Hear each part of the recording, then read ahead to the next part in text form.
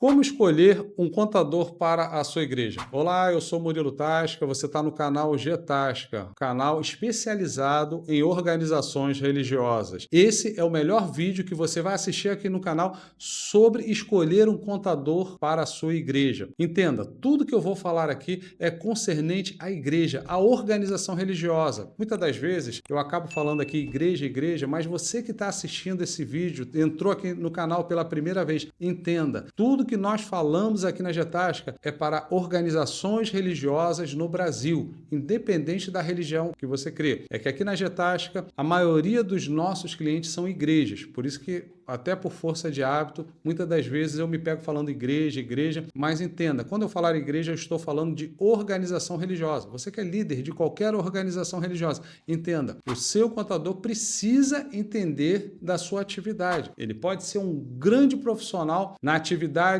de construção civil, de indústria, comércio, serviço, mas talvez ele não entenda muito da área de igreja. Então, nós estamos aqui na Getasca com 26 anos de existência, caminhando ao lado de igrejas, de líderes religiosos, trazendo um cuidado que deve ter as igrejas. Então, o primeiro ponto é ser um especialista. Como escolher um contador para a sua igreja? Já está respondido. Primeiro, você precisa ter um especialista. Imagine, você começa a ter agora uma dor no peito, e aí você vai no hospital, tem um cardiologista e tem um ortopedista. É claro que você vai escolher o cardiologista, você vai pedir para ser atendido por ele. Mas o ortopedista não é médico? Sim, ele é médico, mas ele não tem especialização naquilo que está doendo. A mesma coisa é para a sua igreja. Você pode ter um contador especializado em outras atividades, mas se ele não for especializado em igreja, ele pode, não de forma voluntária, mas trazer algum problema para a igreja ou deixar de tirar algum problema da igreja que quem tem conhecimento sabe. Uma das coisas que as pessoas têm uma dificuldade de entender é que igreja não pertence ao terceiro setor. Ela vai buscar apenas o reconhecimento, nunca a autorização. 2, como eu estava falando no item 1, o contador que você vai escolher para a sua igreja, ele precisa saber diferenciar o que são entidades do terceiro setor e que são entidades, organizações religiosas. São duas coisas diferentes. As organizações religiosas, ela tem a fé como um todo, o proselitismo, aquilo que ela acredita. Essa é a atividade fim. As entidades do terceiro setor, elas buscam levar a ação social, levar de uma forma filantrópica aquilo que as pessoas estão precisando na área da educação, na área do esporte, na área da saúde, de dependentes químicos. É um trabalho maravilhoso que o terceiro setor no Brasil faz. O terceiro setor vai aonde o Estado não consegue alcançar, mas o terceiro setor é uma coisa, organização religiosa é outra. O que se confunde é porque na hora que a organização religiosa vai buscar o reconhecimento, ela vai no terceiro setor, registrar o seu estatuto, seu CNPJ. Então, há essa confusão, há essa cultura, achando que igrejas pertencem ao terceiro setor. Entendido essa parte? Terceiro, o contador, ele precisa entender sobre a governança das igrejas. Ele precisa entender sobre governança episcopal, presbiterial, congregacional, mista, porque na hora de elaborar o estatuto social juntamente com a diretoria, juntamente com aquela igreja que está começando, ele precisa entender se ali o sistema que eles já estão adotando é um sistema episcopal, se é um sistema presbiterial, porque isso vai fazer uma diferença no final. Você tem o congregacional, onde tudo dentro daquela igreja é tomada decisão com todos os membros. A episcopal já tem uma diretoria, já tem uma pessoa que vai tomar essas decisões. Imagine você misturar isso. Você trazer um sistema, uma governança episcopal para uma igreja que tem a cultura congregacional. O que vai acontecer? Briga dentro da igreja. Problemas dentro da igreja. Então ele precisa entender das governanças. Pergunte ao seu contador, quais são as governanças que nós temos dentro da igreja? Se ele não souber, peça para que ele se especialize. Não vá como uma pegadinha, ao contrário, peça para ele se especializar, porque você já confia naquele profissional. Caso ele fale que não tem como, porque ele se especializa em outras áreas, ele é um mega profissional, um cara que entende muito de comércio, de indústria, de construção civil, e ele não tem tempo para isso, não há problema nenhum. Sem nenhuma amargura no coração, fale com ele, olha, nós vamos procurar um profissional especializado em igreja, porque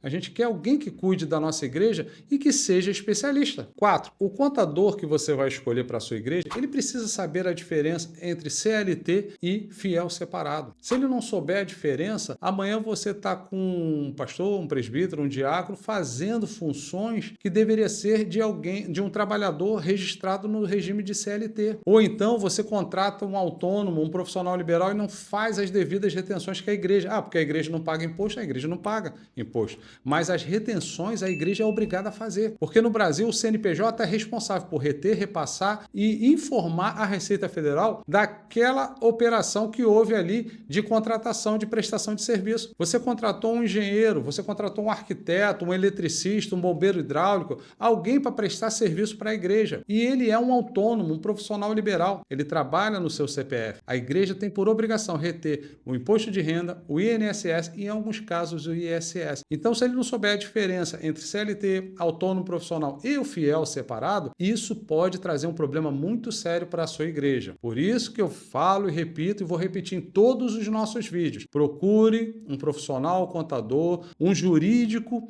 que entenda de organizações religiosas. Quinto, você precisa de um contador que ofereça uma ajuda no seu financeiro, não só na parte contábil, mas que te ajude a organizar. Aqui no Getasca, nós desenvolvemos uma ferramenta chamada Tesoureiro Digital, que nós chamamos de TD. O TD, ele veio ajudar, ele veio trazer de uma forma muito simples a tesouraria da igreja. E dessa forma, nós não substituímos nunca o tesoureiro, mas nós complementamos o tesoureiro. Para você ter ideia, o tesoureiro ele tem 16 obrigações mensais. Com o tesoureiro digital, essas 16 caem para 4. As 12 obrigações mensais, o tesoureiro digital ele faz para o seu tesoureiro. Ele é um parceiro. Mas nós temos uma contabilidade aqui e nós já estamos... Não tem problema, nós podemos ser parceiro da sua contabilidade. Vai facilitar o trabalho da igreja e vai facilitar o trabalho da contabilidade. Mas aí eu pago contabilidade para isso. Você vai ter tempo para que o seu contador desenvolva outras coisas para a sua igreja e que estão tomando muito tempo dele. Então, deixe-nos ser parceiro do seu contador, ser parceiro da sua igreja. Ou então nos procure para que a gente possa, de alguma forma, explicar melhor essa ferramenta e talvez sermos um parceiro da sua igreja ou do seu contador, ou dos dois. 6. Na hora de você escolher um contador para a sua igreja, ele precisa ter a capacidade de entender que a igreja não vive apenas de ofertas e dízimos. Porque quando eu falo isso, deve estar passando na cabeça de muitas pessoas que nos assistem. Mas a igreja ela arrecada muito. Gente, existe uma pesquisa que a cada 1000 igrejas, apenas uma é grande. 999 igrejas são igrejas de bairro. São igrejas que se sustentam ali, vivendo muitas das vezes, não só de dízimos e ofertas, mas de cantina, de venda de livros. Só que o contador que você vai escolher para a sua igreja, ele precisa entender. A cantina é para atender os membros depois do culto? Sem problema nenhum. Não, nós abrimos a cantina também durante o dia para que a gente possa oferecer para o público de fora e ter algum rendimento para a igreja. Pode, sem problema nenhum. A cantina pode, o dinheiro vai ser destinado para a igreja e não vai ter imposto sobre isso. Mas aí, nesse caso, a cantina, ela está sobre as leis do município. Você precisa ver se o município vai exigir que ela tenha vigilância sanitária, bombeiro, alvará, para que ela possa comercializar e esse dinheiro vir para a igreja. Não há problema nenhum. Mas se abrir o externo, precisa ter isso. A livraria também, você precisa, se vai abrir de forma externa, você precisa ter um cuidado. Não pode ter concorrência desleal. Você não pode abrir uma cantina, você não pode abrir uma livraria em locais que existam comércios com essa atividade, porque essas atividades não vão gerar imposto, que a igreja não paga imposto. Então, é uma concorrência desleal com o comércio que está em volta. Muito cuidado, você precisa então entender o contador, no caso que você vai escolher, ele precisa entender dessa forma que você pode ter esses recursos, mas não pode ter concorrência desleal e tem que ver qual é a exigência do município concernente a essas atividades. E 7º,